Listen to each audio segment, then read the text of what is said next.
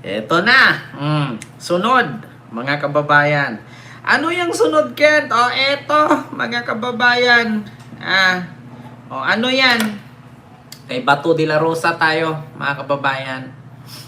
Dito tayo kay Bato de la Rosa. Bakit, mga kababayan? Nako, nagpi-feeling. Eto, mga kababayan, nagdrama na naman si Bato. Mga kababayan. Wait lang, inom muna ako. Kasi may nakarating sa akin.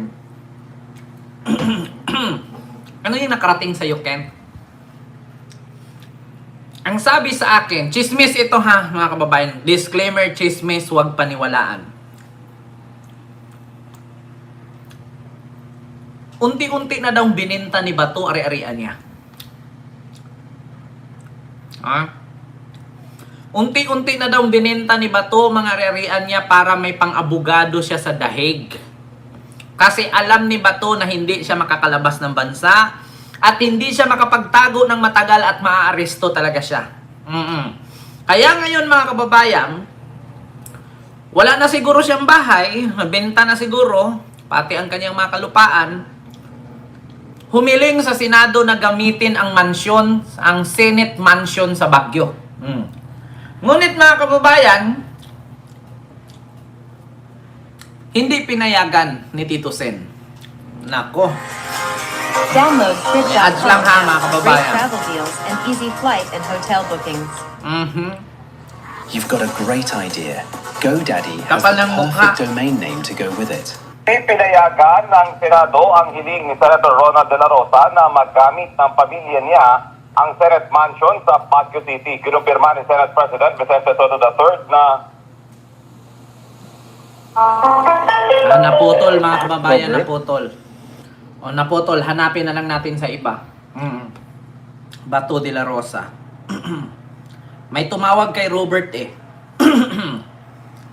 Ito, mga kababayan, nasaan na ba yung kay Bato? Hiling ni Bato sa Senado na gamitin daw ang Baguio Mansion. Ngunit, mga kababayan, ito po, no, basahin ko lang po muna. Ito po sa GMA News. Ayan po, mga kababayan. GMA News po yan, 2 hours ago, Bato de la Rosa. Ito po. Hiling ni Senator Ronald Bato de la Rosa na makatuloy ang kanyang pamilya sa Senate Mansion sa Baguio City. Hindi pinagbigyan ayon kay Senate Secretary Mark Leandro Mendoza. Nako, mga kababayan.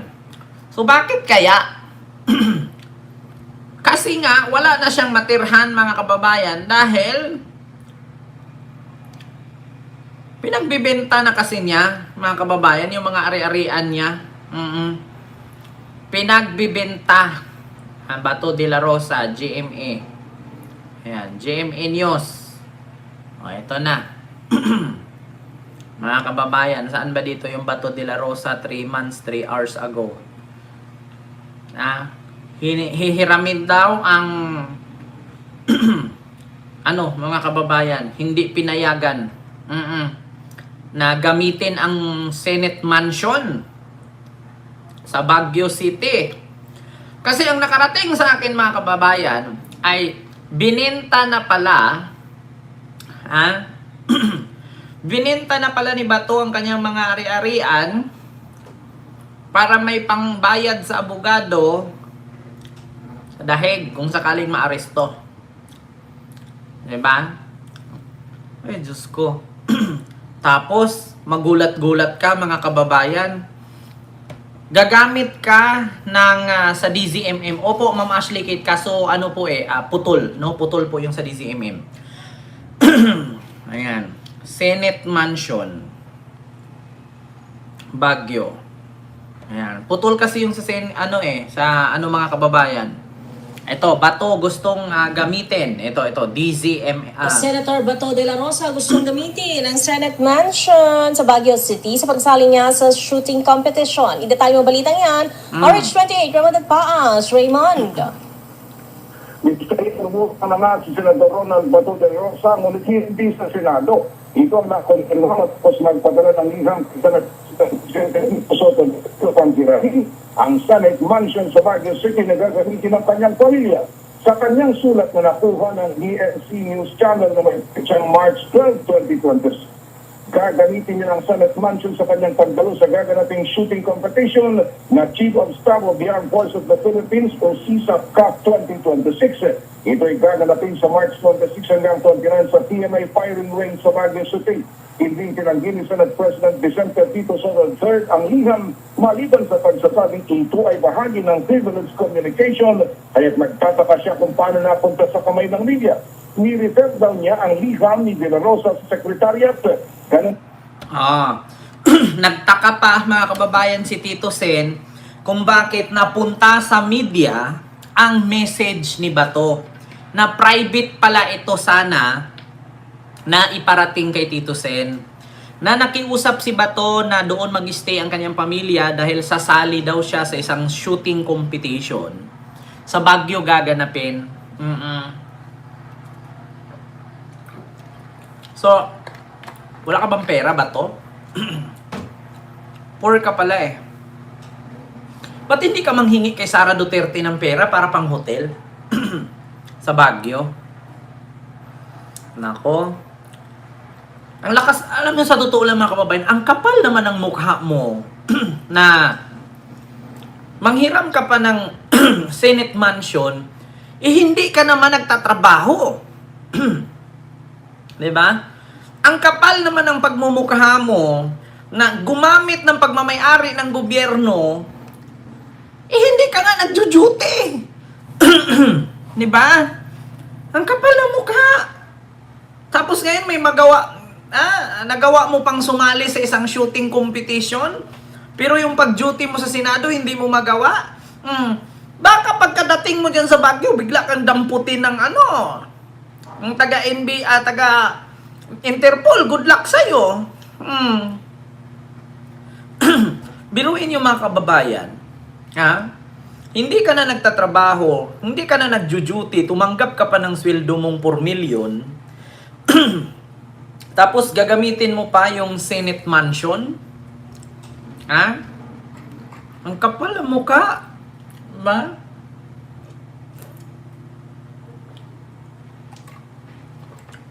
Parang si Sara, hindi lang napagbigyan na gamitin ang presidential helicopter, binanata na si PBBM. Naalala ninyo mga kababayan? Nakiusap daw si Sara kay PBBM na yung helicopter sa palasyo, ako ang gagamit niyan. Araw-araw gagamitin ko yan from Malacanang to Davao. Kasi maliliit pa yung mga anak ko. 'Di ba? Nung hindi pinagbigyan, doon na lumabas yung putang ina mong Isa Marcos, Martin Romualdez, Bongbong Marcos.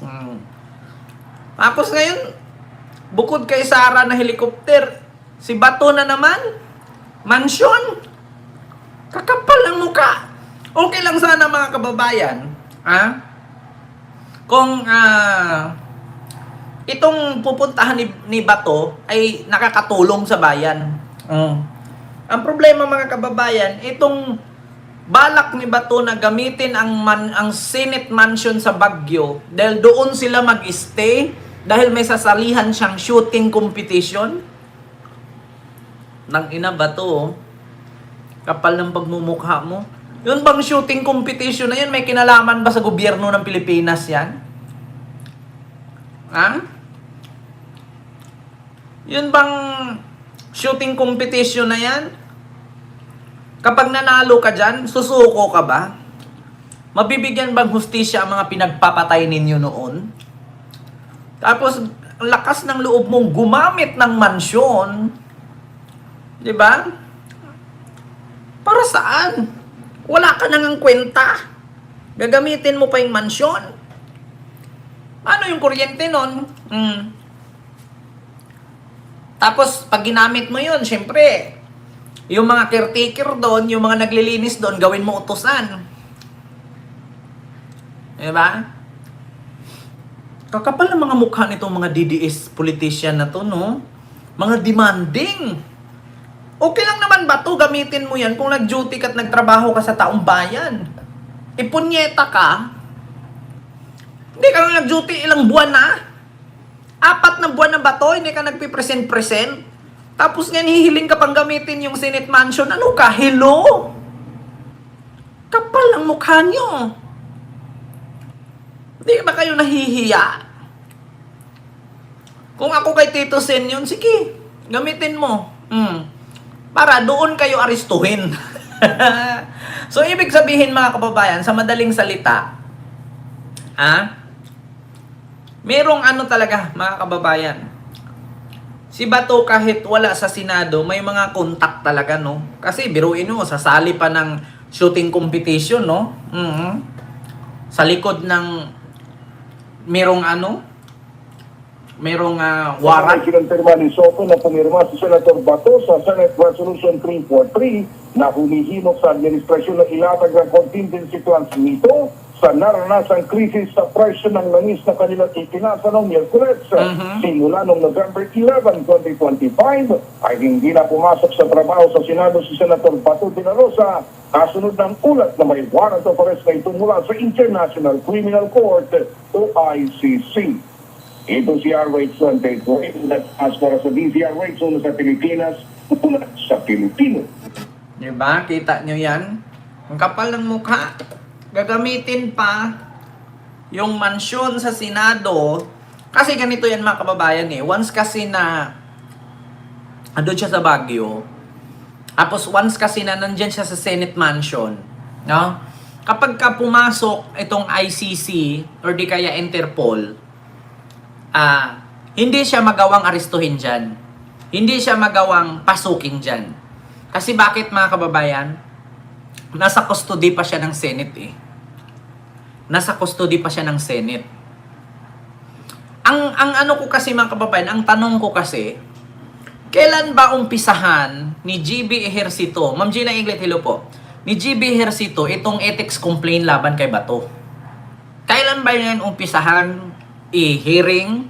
Kailan ba niya yan umpisahan sa Senado? Sa bagay mga kababayan, hindi natin malalaman kung kailan kasi nga nakasaad nga doon na pribado daw ito. Natatalakayin itong mga ethics complaint sa 6 na senador. Private ano daw nila ito? Private investigation, private hearing daw ito sa Senate.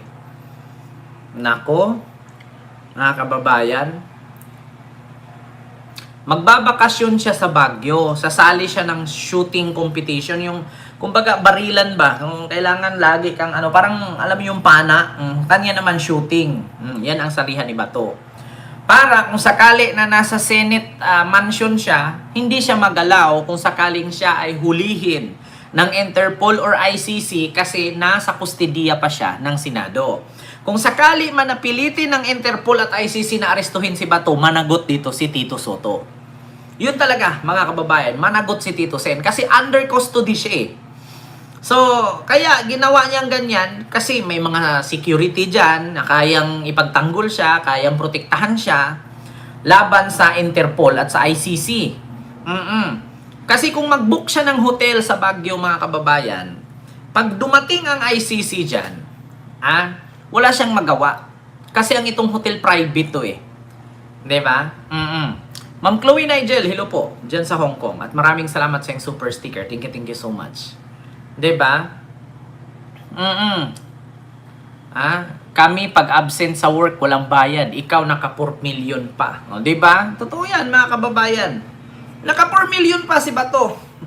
Hindi ko lang alam ngayon mga kababayan kung tinanggalan na ba siya ng sahod, tinanggal na ba yung mga staff niya, tinanggalan na ba siya ng opisina. Kasi ang balita kasi mga kababayan, ito lang Bato, ayan, ito lang kasi ang kay Bato mga kababayan eh.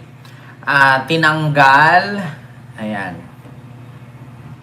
tinanggal, ayan, ito po mga kababayan. May ads lang po. Hindi nga natin alam kung hanggang sa ngayon ay sumasahod pa ba itong Hanayupak na to. Or hindi na. Absent pa more. Kick out na sa tatlong komite si Senador Ronald Bato de la Rosa na ilang buwan ng no-show sa Senado. Yan ang agenda report ni Dexter Ganibe ng Abante. Sa susunod na linggo, mag-aapat na buwan nang hindi pumapasok sa Senado si Senador Ronald Bato de la Rosa para dumalo sa regular session at mga committee hearing. Kaya naman, pumapatak na rin ang metro nito para sa kanyang absences sa pagdinig ng mga komite kung saan siya ay miyembro.